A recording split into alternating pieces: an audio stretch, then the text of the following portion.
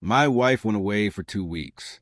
3 days later, she ended up in bed with someone else. I generously rewarded her for that. When my wife, Ellie, brought up the idea of a 2-week break, she framed it like some sort of spiritual retreat. Something modern couples do, she said, like journaling or breath work, a relationship cleanse. She sat across from me at our kitchen table, that same old oak table I had sanded and refinished with my own hands 2 years ago. Her fingers laced around a cup of herbal tea that had gone cold. The house smelled faintly of lavender and lemon cleaner. Her usual post-argument routine. And even though there wasn't a fight this time, something told me she had already made her decision. I just feel off, Ellie said, not meeting my eyes. Like I've lost myself. Like we're not growing. She always used words like that now. Growth, journey, alignment. Ever since her best friend Ashley moved back to town, Ellie's vocabulary had started sounding less like my wife and more like a podcast intro. I tried to respond carefully. Are you saying you're unhappy? Or that you're unhappy with me? Ellie waved her hand like it didn't matter. It's not you. It's the us. I just need a reset. 2 weeks. We both live our lives separately. Do what we want. No expectations. Just space. It was August. The sun was setting behind her, spilling golden light through the blinds. I looked at her silhouette, familiar and unfamiliar all at once, and something inside me just cooled. All right, I said after a pause. Let's do it. She blinked. I don't think she expected me to agree that quickly. We'll still talk? She asked. I shook my head. No, that's not how breaks work. If this is what you want, we commit. No texting. No checking in. No shared dinners. Just like you said, 2 weeks apart. Ellie hesitated, then nodded slowly. Okay. She packed that night. Not much. Just a carry-on suitcase, a duffel bag, and her favorite skincare set. She didn't say where she was staying. I didn't ask. She left me with our dog, the mortgage, and the silence. And for the first 24 hours, I'll admit, it was kind of peaceful. The house, usually humming with music or Ellie's late-night Zoom yoga classes, was quiet. I made steak, drank whiskey, and fell asleep watching an old action movie from the 90s. No passive-aggressive sighs. No conversations that turned into critiques. Just quiet. But by the third day, something started to gnaw at me. Not guilt, not regret, just a feeling. That deep itch you get when you know something isn't what it seems. I started noticing things. Her phone log still synced to our shared cloud. Not the text she had logged out of iMessage, but the call history? Still there. A number popped up at midnight 2 nights in a row. Same area code. Austin. Then came the Uber receipts. I checked our shared email for billing notices. Uber rides at odd hours, all from Ellie's usual location to a boutique hotel in the city. I tried to stay calm. Rational. After all, we were technically on a break. But let's be honest. 3 days into a marriage break, and she's already booking rides to someone's hotel room? That's not finding yourself. That's finding someone else's bed. I sat at my desk, staring at our wedding photo. It was only 3 years ago. She wore soft pink, not white, because she said white was too traditional. I thought that made her brave. Now, I wasn't so sure. By the end of the week, I had a folder on my computer titled, Ellie, Break Evidence. Screenshots of Uber charges, timestamp call logs, and a few social media posts from Ashley with vague captions like, Girls just need to wake up, sometimes nail polish collision, with a geotag in the same hotel. I wasn't just angry. I was disappointed. Heartbroken, even, but mostly I felt stupid. I'd built that house, brick by brick. I'd taken overtime shifts to pay off her student loans faster. I'd learned to cook vegetarian because she wanted to go green. And now she was finding herself in someone else's arms. I knew what I had to do next. Not to hurt her. Not even to fight back. Just to protect myself. From someone who clearly stopped seeing me as her partner a long time ago. The week after Ellie left felt like a slow unraveling. At first, it was just small things. A toothbrush missing. Her favorite hoodie gone. The herbal teas she liked, replaced by cold, industrial silence. The dog, Sadie, would wait by the front door every night around 8, her tail wagging hopefully. It broke me a little more each time. I started sleeping on the couch, not because I couldn't sleep in our bed, but because I didn't want to. It smelled like her. Meanwhile, the folder on my laptop kept growing. I wasn't actively spying on her, not in the beginning, but Ellie had never been particularly tech-savvy. Our Netflix account was still logging on her tablet, which she had left behind. I checked the Continue Watching tab out of pure habit, and that's when I saw it. Some rom-com about cheating spouses. Watched 4 times in a row. Then came the Venmo transactions. Small amounts. $42 for dinner. $17 for Uber. $64 spa split kiss mark. Always between her and Ashley. That's when I knew Ashley wasn't just a friend. She was the architect behind all of this. Ashley had always rubbed me the wrong way. Too loud, too opinionated, too interested in our marriage for someone who couldn't keep her own from collapsing. She moved back to town 6 months ago after a very public divorce that she blamed entirely on her ex-husband, despite everyone her friends knowing she was the one who cheated. Now, suddenly, Ellie had new ideas about soft-launching freedom, polyrealignment, and evaluating masculine energy. It didn't take a genius to trace the source. Ashley, I still remember one night, maybe 2 months before the break, when I walked into the kitchen and overheard them talking on speakerphone. She's lucky, Ashley had said. If I could go back, I'd never marry someone who wasn't already high value. You don't build with someone, you upgrade. Ellie had laughed, but when I entered the room, she changed the subject. Said they were talking about astrology. Right. By the end of week 1, I wasn't just suspicious. I was determined. So I reached out to Dave, an old friend who worked in family law. Not because I was ready to file. Not yet. But I needed to understand what I was up against. What the rules were. What rights I had. Because Ellie and I had merged everything. The mortgage, the savings, even her damn student loans, which I had helped pay down with my overtime shifts. Dave was blunt. If she's cheating and you can prove it, you've got leverage, he said. Especially if the house is under your name. But you need to be careful. Don't confront her. Document everything. Quietly. And so I did. I dug out receipts. $40. 000 in home renovations. Most of it paid out of pocket. Photos of the before and after. Screenshots of her texts saying how much she loved the new kitchen I built from scratch. Bank records. Statements. A full binder of marital contributions. That's when I got a message. From Ashley. It came through Instagram. A simple DM. Hey, can we talk? My gut twisted. I clicked into the chat. She'd never messaged me before. Never even followed me. The profile was full of glamorous selfies, yoga poses, wine glasses, and empowerment quotes. And there, among the filtered sunsets, was a picture of Ellie and Ashley at a rooftop bar, holding hands across a table, both wearing matching gold bracelets. I stared at that photo for a long time. Eventually, I typed back, "About what?" She replied immediately, "Just some things you deserve to know. Can we meet for coffee?" I didn't answer that night. I didn't sleep either. Instead, I sat on the back porch, drinking lukewarm beer while Sadie lay next to me, her head on my foot. The stars were out. Quiet. Still. But inside, I felt something sharp begin to take shape. Not rage, not sadness. Clarity. They thought I'd crumble. That I'd drown in silence. That I'd sit here wondering what went wrong. But they had forgotten something. I built this house. And I knew how to rebuild again. I met Ashley at a corner cafe the next morning. Not because I trusted her. Far from it. But because I needed to see her face. I needed to know what kind of person smiles in your kitchen 1 month and whispers poison into your wife's ear the next.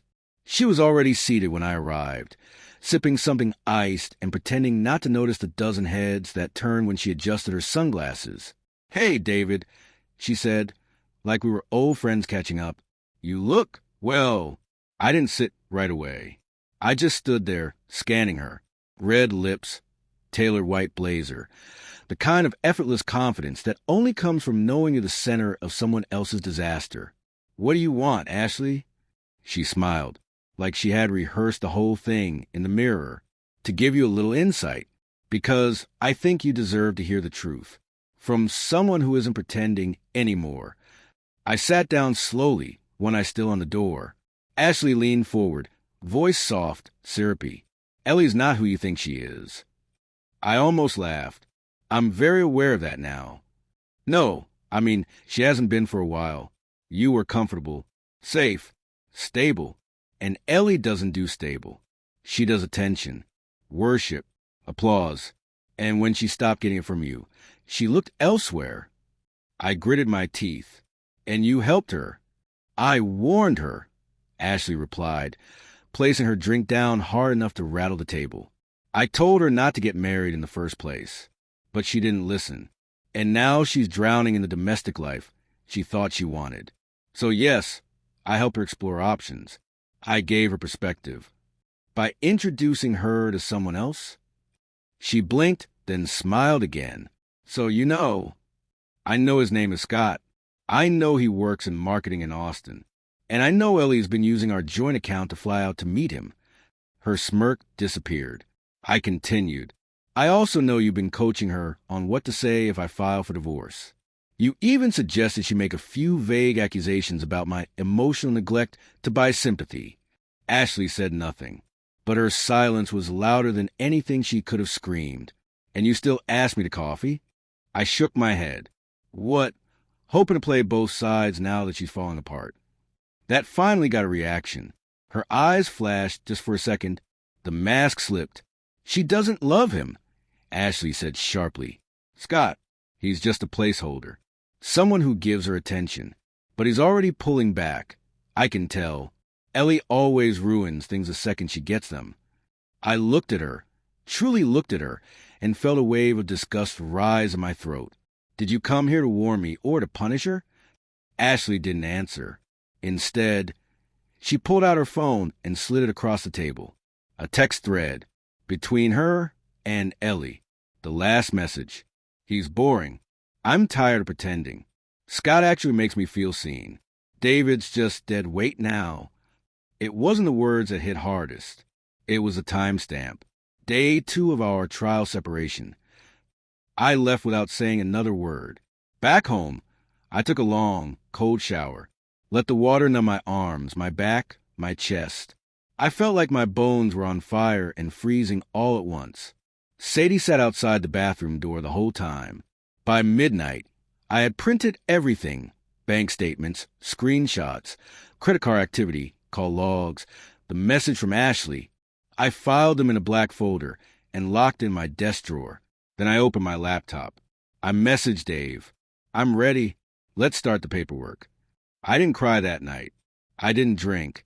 I didn't call anyone. I just sat on the back porch with Sadie, watched the moonlight hit the grass, and whispered a promise to myself. I will not be their victim. I will not be their punchline. They chose chaos. I'll give them closure. I didn't expect to see her again so soon. For days into so-called trial separation, Ellie stood on my porch like she hadn't been dissecting our marriage in secret group chats. Like I hadn't spent the last 3 nights cataloging her betrayal. She was holding a reusable grocery bag and wearing the same denim jacket. I bought her on our 2nd anniversary. It should have meant something, but instead, it felt like a bad costume.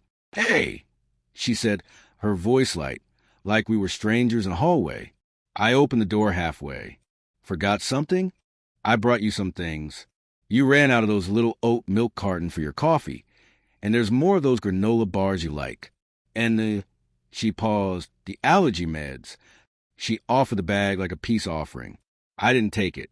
We stood there, the silence stretching long and sharp. Her eyes flicked to the folder tucked under my arm. I hadn't expected company. Hadn't even bothered hiding it. "You going somewhere?" she asked. "No," I said. "Just organizing some files." "A beat. You look tired." "I am. Is that because of work or—" I raised an eyebrow. "Do you really care?" She flinched. It was small, a shift in her posture, a tightening of the mouth. but I saw it. I didn't come here to fight, she said. Good. Then don't. She looked past me into the hallway, like she expected our house to welcome her. I've been thinking about us, about everything. I didn't stop her. Let her speak. Let her try. You know, Ashley's been going through a lot, too. Her divorce was really hard on her. There it is. I cut in, my voice sharper than I intended. Ashley. Ellie's eyes narrowed. What's that supposed to mean? It means at the moment she re-entered your life, I started disappearing from it. She sighed. This isn't all Ashley's fault. No, it's yours too. Silence again. Only this time it was heavy, dense. I finally reached for the grocery bag and set it just inside the door. I wasn't going to give her the satisfaction of taking it back. I know about Scott, I said quietly. The color drained from her face. I what? I know everything. I saw the messages, the trips, the purchases. I know when it started. I know how you hid it. I even know that Ashley was a middleman. Or middlewoman, I guess. Ellie opened her mouth, then closed it again, her tongue traced the inside of her cheek, a habit she had when cornered. It wasn't supposed to be like that, she said. Finally. Then how was it supposed to be?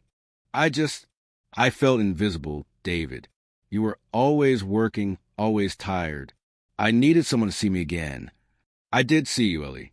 I just didn't realize I was watching you leave. She blinked fast. No tears. Just the effort of pretending to be the victim. I'm not here to beg, she said. I came because maybe we could fix this. Maybe the break helped. You came because Scott ghosted you. Her face twisted. Whether in shame or anger, I didn't care. I'm not going to fight with you, she said again, but her voice was higher now. Cracked at the edges. Good. Then don't. I stepped aside and gestured toward the lawn. Doors that way. She didn't move. I loved you, she said. Then you should have stayed. Her jaw clenched.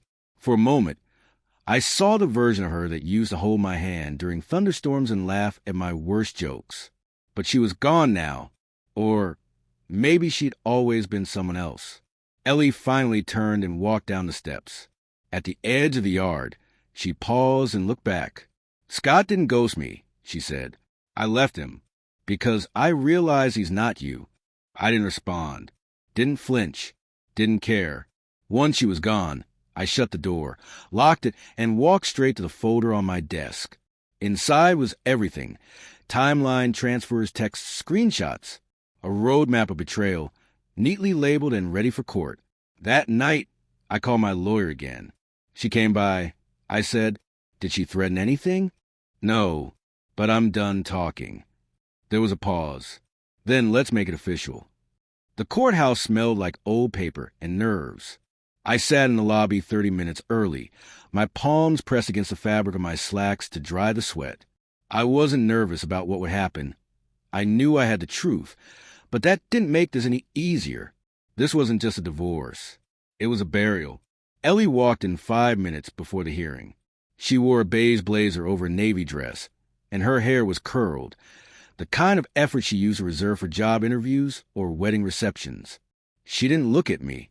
Her lawyer, some guy in his mid-50s with slick back hair and 2 white teeth, sat beside her and immediately began whispering. She nodded, but I could tell she wasn't listening. She was scanning the room, looking for allies in a place built to split people apart. David Langley? I stood when the clerk called my name. Ellie didn't look up until the door to the courtroom opened. Inside, it was sterile. Wooden benches. A judge who looked like she'd rather be anywhere else. A stenographer who barely blinked. This was what the end looked like.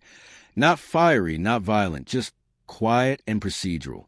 When the judge asked if we were seeking mediation, Ellie's lawyer jumped in first. Your Honor, my client is still willing to attempt reconciliation. She believes this is a momentary crisis, fueled by miscommunication.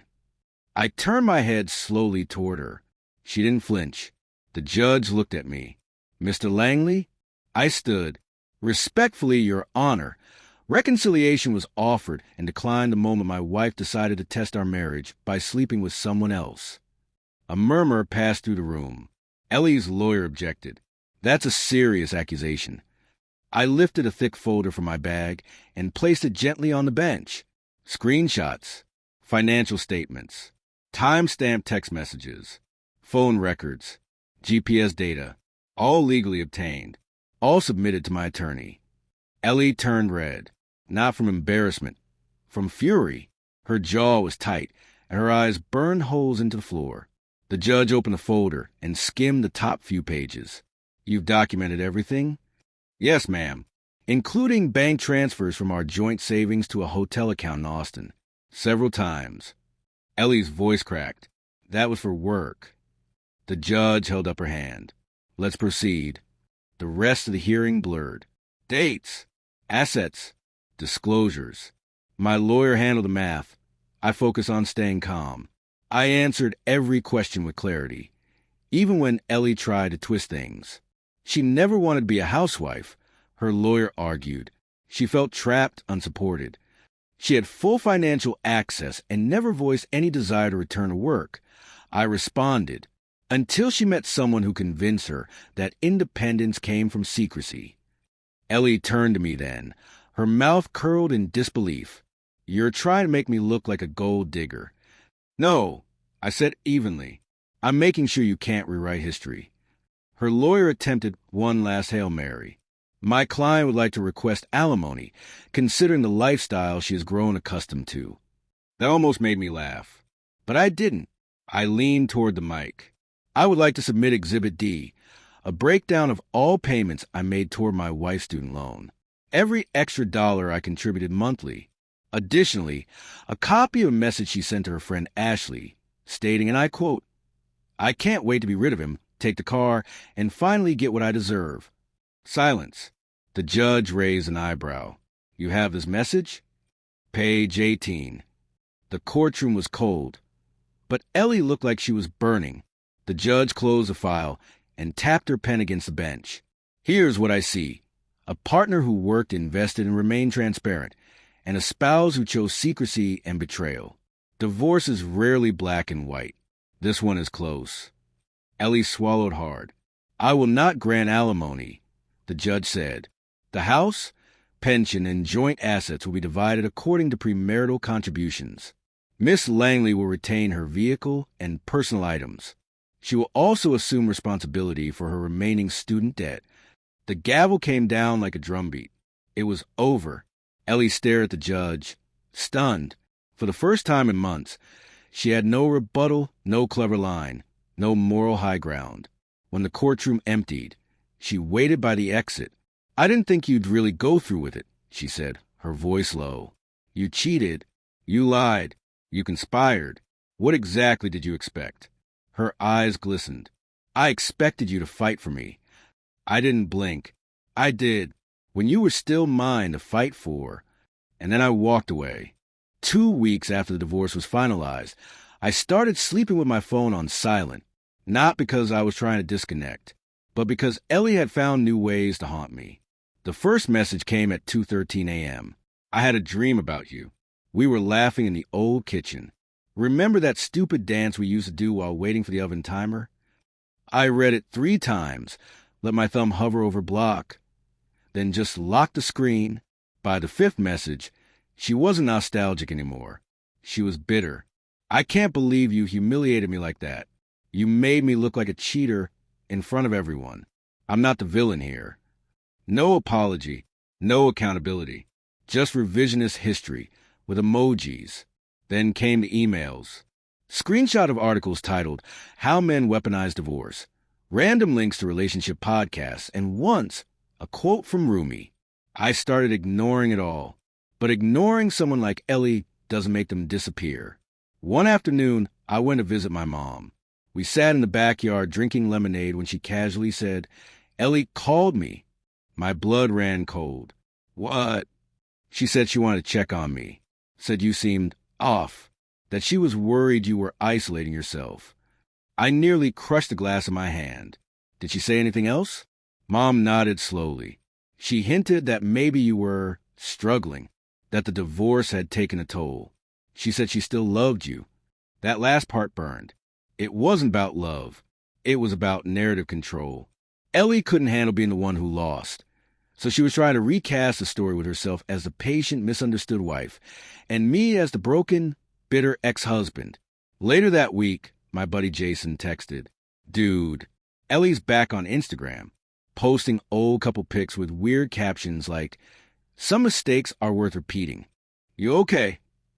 I wasn't angry. I wasn't sad. I was exhausted. So I made a decision. I went to my lawyer and asked what more could be done. "Unless she's harassing you or defaming you publicly, you don't have much legal ground," she said. "But you can respond. Just carefully." Carefully. That night, I opened my laptop and began writing. Not a rant. Not revenge. A timeline. A methodical, unemotional account of what happened. From the day Ellie suggested a break to the last gavel strike in court. No names. No hate. Just facts. When I posted it anonymously in a relationship forum, I didn't expect a reaction. Within 24 hours, it had thousands of upvotes. People flooded the comments, thanking me for the clarity, for showing that not all divorces are caused by one mistake. Some are orchestrated like slow, silent ambushes. 3 days later, Ellie texted me again. "Nice little post you made. Think you're some kind of hero now." I didn't respond, but I did take screenshots, just in case. The real twist came when Ashley, yes, that Ashley, reached out. "Can we talk? Please?" I need to explain. I agreed to meet her, mostly out of curiosity. I chose a quiet cafe downtown, near where Ellie and I had our first date years ago. The irony wasn't lost on me. Ashley showed up looking tired, not the polished, sharp-tongued woman I remembered. Her eyes were red, like she hadn't slept properly in days. "I didn't think you'd show," she said quietly. "I didn't think you'd ask," I replied. We ordered coffee. It sat untouched between us. Ashley looked down at her hands. I messed up. I fed Ellie bad advice. I told her things I had no right to say. "Why?" She exhaled. "Because I was bitter. My divorce wrecked me. I hated seeing someone else happy. And Ellie, she was easy to influence." I didn't say anything. I didn't know her comfort. I thought I was helping her wake up. Instead, I just poured gasoline on your marriage and lit a match. I finally sipped my coffee. It was cold. "I don't hate you," I said. Ashley looked up, surprised. "But I also don't trust you, and I sure as hell won't let you rewrite the ending." She nodded slowly. "I get it. I really do." When I left the cafe, I felt lighter, not because I forgave her, but because I didn't care enough to hold on anymore. That night, Ellie texted again. This time, just one word. "Why?" No context, no punctuation, no signature. I didn't answer, because some questions aren't real questions. They're just bait. 3 months after the divorce, I stopped checking the rearview mirror, both literally and figuratively. I sold the house, the one I rebuilt with my hands, the one she wanted to test a marriage from. A young couple bought it. They were in their 20s and lit up when they saw the kitchen island I'd install myself. I told them it had good energy. I didn't tell them about the lies whispered inside those walls. I moved into a loft downtown. Exposed brick, tall windows, no ghosts. I changed my routines. New coffee place, new gym, even a new route to work.